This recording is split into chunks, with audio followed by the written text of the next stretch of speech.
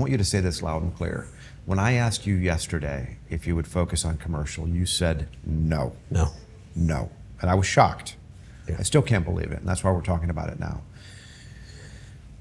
So you're saying the recurring revenue model has changed? In the residential space, I believe. Tell me why. Why? What's your thoughts? Well, our model was to sell the residential pest program. We would bill it the year in advance and give a prepaid discount. Mm-hmm. The thinking being, we're going to deliver the service later, collect the money now. And it was a great model. 85% of our clients would pay the year in advance and take the discount. You have to literally offer and mail out and receive the renewal and do it every 12 months. Yep. The monthly stipend, the recurring revenue with the automatic credit card debit, you're not asking for the renewal every 12 months. Yep. It's there and you're doing it.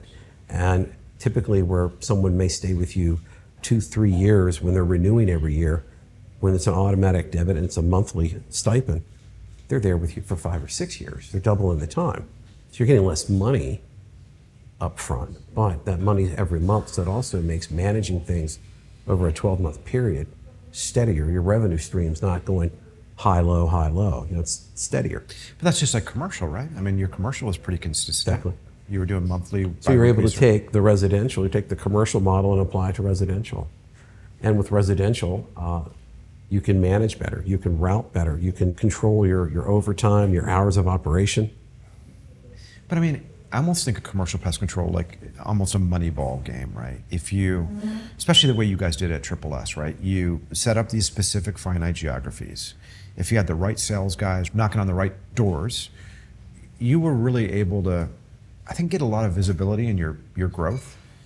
I always looked at residential pest as potentially more difficult to scale than what you were able to do in commercial. I mean, would you disagree with that?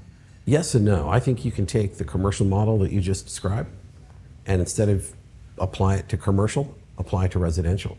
So identify your areas where there's high density residential, just like you might identify high density commercial, and apply that same principle.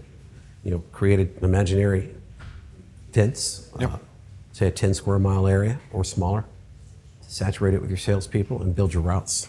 Same model, just different, instead of commercial businesses, you're going after residences. Triple S sold at a premium because of your commercial business.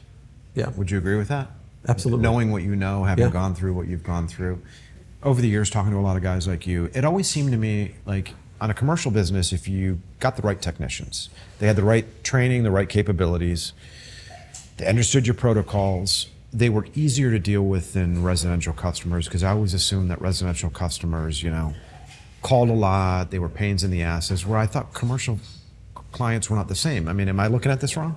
What I found in our business with commercial versus residential, as long as you were doing the job and doing it well, and what I mean by that is, a lot of times commercially, it was great that you were there and you showed up when you were supposed to. Yep. But what kept that client was the fact that you showed up when they needed you to show up. Yep. So irrespective of the schedule, if they called and needed you, which we had this discussion before, you create that tight, compact area for service, a 10 square mile area, and you load it with a $20,000 to $25,000 route. That enables you to get to any client, basically not only within 24 hours, but same day. And really that was the secret to growing commercial, was being more responsive than your competitor. More often than not, we took business from competitors, not because we were less expensive, but because we responded better than they did. Yeah. And that built the commercial business. Now, on the flip side, I discovered that residentially, I think from the homeowner, there's more loyalty to you than there is on the commercial side. Commercially, a business, if you're doing your job, more often than not, you're going to keep it. But if they can save a few bucks, they'll leave you. A lot will leave you. That doesn't happen residentially. A business is a business. Yep. But a home is where people live. It's where they raise their children. It's where they have their pets. It's a little more intimate to them. So what you do for them in their homes, a little more passionate, a little more valued. You have to remember too, 25, 30 years ago, there was only a certain percentage of residential customers who had a pest control service. Substantially smaller than today. Yes, and that's grown tremendously today. So that marketplace is much bigger. And that's why I would do residential.